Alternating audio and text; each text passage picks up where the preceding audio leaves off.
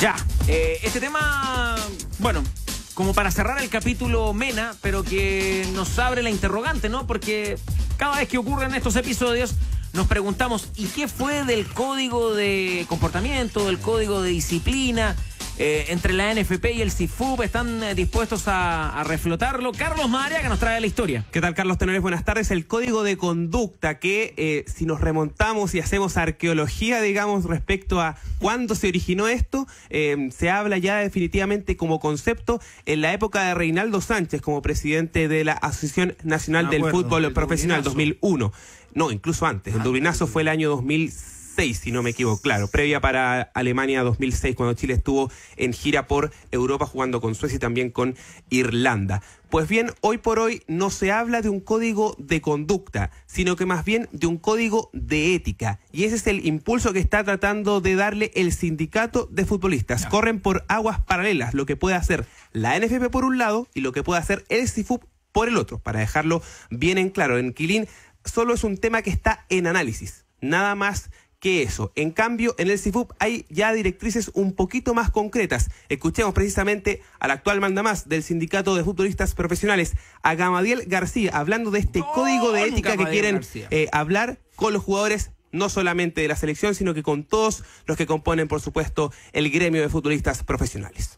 Nosotros tenemos y estamos preparando un código de ética más que de conducta para jugadores profesionales y lógicamente tenemos una reunión pendiente con los jugadores de la selección y me encantaría poder planteárselo a ellos también, que ellos entiendan que esto va a ser beneficioso para todos y que va a generar un círculo virtuoso con las cosas que queremos crear. Hablo de condiciones porque no solamente es de conducta, también es de lo que pueda ocurrir dentro de un campo de juego, de lo que podamos hacer nosotros como actores principales de esta actividad. Esto nos va a regir para todo ámbito, no solamente cuando estemos dentro del campo de juego. Una normativa, insisto, ética más que de conducta, es lo que habla el Sindicato de Futbolistas Profesionales y que, claro, está pendiente este diálogo con los seleccionados para poder lograr una suerte de acuerdo y que, claro, para Gamadiel García no debiera haber ningún tipo de inconveniente si es que, por supuesto, las cosas como se debe se conversan. Hablábamos al comienzo de estos intentos, no ha sido una, sino varias veces las ocasiones en las cuales ha habido incidentes por parte de seleccionados nacionales y en los cuales se ha intentado normar su conducta. Quien lo intentó y por bastante tiempo fue Carlos Soto, el expresidente del CIFUP, quien aquí en este diálogo con ADN recuerda cuándo fue el momento en el cual, en definitiva, se echó para atrás, por así decirlo, el proyecto, específicamente en la era ya de Marcelo Bielsa como técnico de La Roja. Lo escuchamos a Carlos Soto. Que ocurrió es que después con los años y con la llegada de Marcelo Bielsa y con la nueva administración de Mike Nichols, definitivamente no continuó este desarrollo y me quedo con algo que me dijo por lo menos en una conversación que tuve en Pinto Durán con Marcelo Bielsa, que yo le hice una pregunta respecto a si prefería X jugador o Y jugador. Y la diferencia de estos dos jugadores era que uno era talentoso, que era desequilibrante, pero su conducta era regular. Y el otro, le dije, un jugador normal, pero que nunca le hace problema fuera en su vida privada. Y él me dice, y le digo que elija uno de los dos jugadores. Y él me dice, ni uno ni lo otro. ¿Cómo? No, a mí no me... Mientras no su conducta o su vida privada no influya, apenas ingrese a Pinto Durán, no hay ningún problema para mí. Él tiene la libertad de hacer lo que estime con su vida privada. ¿Qué opinan los tenores aquí? Que tiene un poco razón. Es un área gris, ¿eh? Pero efectivamente, o sea, si tú estás...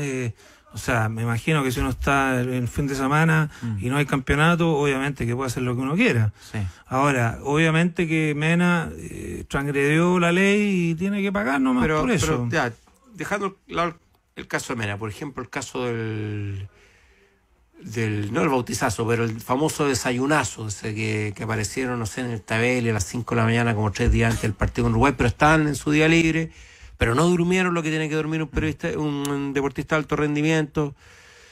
No sé, es una zona gris, es complicado. Obviamente que también, complicado. Oye, el deportista se tiene que cuidar. Ahí está la evaluación también de lo que te sirve o no te sirve, pero si el tipo llega al entrenamiento en buenas condiciones y está bien y se le ve bien, bueno, ya está. Ahora, obviamente si no duermes en 1 o 2 días, eso no le hace bien a nadie y llegas mal, y eso se nota. Sí, ahora la historia el que se perjudica es el jugador. Sí, eso yo está siempre he dicho que la peor evaluación para un jugador es en la cancha si es que anda mal, y obviamente él se va complicando la vida. ¿Se sacan solos al final? Se sacan solo en ese sentido, claro. Aunque sea un crack, aunque sea el distinto. Hay jugadores que tienen... Hay categorías y categorías, claro. me parece. Ahora, y ahí el técnico de repente tiene que tener muñeca, ¿no? ¿cómo jugamos Sí. el famoso bautizazo? Porque, ¿para qué estamos con cosas? Ese día llegaron curados los jugadores a pintura. ¿Y cuál fue la respuesta de los jugadores? Es que Borghi andaba curado otras veces, no sé, lo dijeron de manera indirecta. Claro, pero a lo mejor no en Pinturán. Claro, no en pintura. Entonces, ¿cómo habría que evaluar eso? ¿Cómo están bien echados, no están bien echados? ¿Le costó caro eso a Borghi? Le costó carísimo, que al final los jugadores llegaron tarde a una concentración, entonces y curado. eso es una falta. Pero falta algún entrenador te va a importante. decir, bueno, duerme en la monita, tomar agua, se toman un cafecito. Y Yo creo que es una falta grave y está bien hecho lo que se hizo. Claro, pero está bien, toda la gente apoyó a Borghi, pero al final los jugadores terminaron imponiéndose. Volvieron. Pero después un castigo. Sí, pero al final le achicaron el castigo. Y en ese minuto tú tienes el recuerdo que toda la gente apoyó a Borghi, ¿no? Porque Yo creo porque al chileno le gusta la cosa sancionadora, parece. Le gusta la cosa sancionadora, pero si el ídolo es muy ídolo, no. Ya no tanto, claro. Claro, ahí donde es que mientras hay una columna bastante lúcida de Sergio Gilbert en el Mercurio, dice, mientras gane está bien. O sea, si el tipo pierde, no puede ser curado. Si gana, puede ser curado. Que al final es la gran paradoja que no es del deporte chileno. También lo tenía George Best y lo tenían Maradona, sin ir más lejos. Mientras Maradona anduvo en el pináculo de su gloria como futbolista, ¿tú crees que se cuidaba mucho? Se cuidaba cuando quería. Pero él ya, y esto lo dice la misma Claudia Villafaña, su mujer, que ya en Barcelona Maradona estaba metido en droga. Ya el año 83 Maradona estaba hasta el cuello de cocaína. Lo que habrá hecho la AFA, Bilardo, que era médico, para evitar, o el mismo Napoli, para evitar que salieran los controles, otra historia. Pero mientras él rindió en la cancha, ¡pum! Vale, para adelante. Entonces no es un tema de acá, y está bien lo que dijiste. Claro, en otros lados también es una pasa. zona gris. Yo digo una zona gris. Y cada uno el tipo que está a cargo tendrá que evaluar lo que hace o lo que no hace. Ahora, Y para eso están a cargo. Sí, no deja de ser llamativo, curioso que fue durante el periodo de Claudio Borghi, que siempre se ha dicho que era como más amigo de los jugadores, que les daba más licencias, donde finalmente estalló el caso y donde finalmente Claudio Borghi lo encaró, digamos, y sacó a los jugadores de la selección. Ese tema de quizás tener esa cercanía y esa amistad, yo creo que cercanía es la palabra, permitió quizás que ellos también se tomaran la licencia de hacer lo que hicieron. Bueno, tú fuiste futbolista, una vez me contó el Pato Yáñez que ellos cuando llegaba un técnico lo evaluaban inmediatamente. Claro, lo tasan. Entonces Claro. cuando el técnico muestra algún tipo de duda, se lo comen. la mandan seguramente a Bielsa no se atrevieron a hacerle cosas que a Borghi sí se atrevieron. Entonces, Y a lo mejor con Bielsa tampoco se conocieron, ¿eh? yo creo que... Yo me acuerdo de un caso que fue súper claro, el caso de Estrada, detenido, curado en la Plaza San Enrique. Tú sabes que, perdona, eso le costó la ida al fútbol de España, al Español de Barcelona, estaba listo. Pero no en la selección. La selección siguió, jugó el Mundial. Después, pero en ese momento Bielsa dijo, no, me sirve. Es lo mismo que claro, era. me sirve, me da lo mismo, era su día libre. Pero resulta que eso a Bielsa, de hecho no hubo ningún escándalo. Pero si le pasa a Borghi, lo matan. Además fue con vino, ojo, da lo mismo.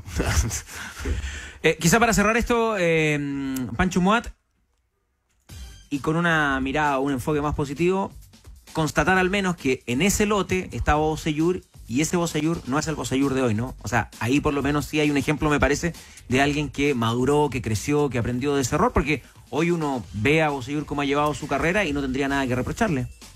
Sí, ahora, tengo el recuerdo de esos jugadores haciendo esa declaración contra Borghi y tengo un mal recuerdo de esa lectura, de esa declaración. Recuerdo a Valdivia, recuerdo a Bocellur, recuerdo a Isla, a Jara. Y yo creo que en esa pasada ese grupo de jugadores fue muy desleal con Borghi. No fue muy afortunado lo que dijeron. Es que no fue afortunado, me parece muy blando para lo que ellos hicieron. Diga algo más duro. Yo creo que ellos fueron desleales con el entrenador. Y el Cifubo estuvo muy mala. Exacto, y además respaldó a los jugadores pero después, y no al técnico. Sí, después dijeron que prestaron y a mí me parece ocasión. que en esa pasada los jugadores no le respondieron al técnico en circunstancias que la habían embarrado. Es decir, era tan evidente que la habían embarrado y que se habían equivocado. Era con un partido eliminatorio a la vuelta de la por esquina. eso, entonces, bueno, a mí esa es la sensación que me Por lo menos quedó. se va aprendiendo, o sea, lo de Mena se desactiva rápido, asume, pide disculpas y ya está. Bueno, que no siga ocurriendo sería el ideal. Carlos Madariaga, y para que no siga ocurriendo, en la sub-17 ya se trabajan estos temas. Exactamente, no en la sub-20, no en la adulta, pero sí en la sub-17 existe un código que los norma evidentemente considerando que son menores de edad y eso requiere obviamente situaciones distintas a que son mayores de edad cuando obviamente la autonomía personal tiene otro tipo de